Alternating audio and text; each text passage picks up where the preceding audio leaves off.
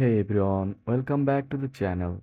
If you have just received your new Federal Bank ATM card, here's an important step you don't want to miss. Activating your card before you can use it for any transactions. Today I will walk you through the simple activation process step by step. Let's get started.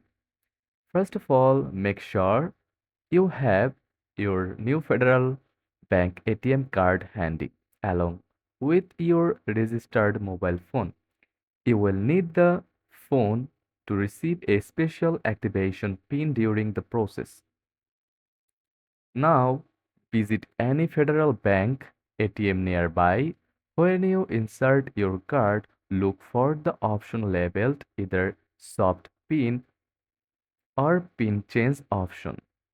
The wording might be slightly different depending on the ATM, but both options will lead you to the activation steps.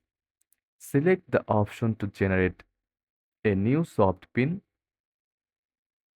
The ATM will then send a temporary one-time PIN to registered mobile number via SMS.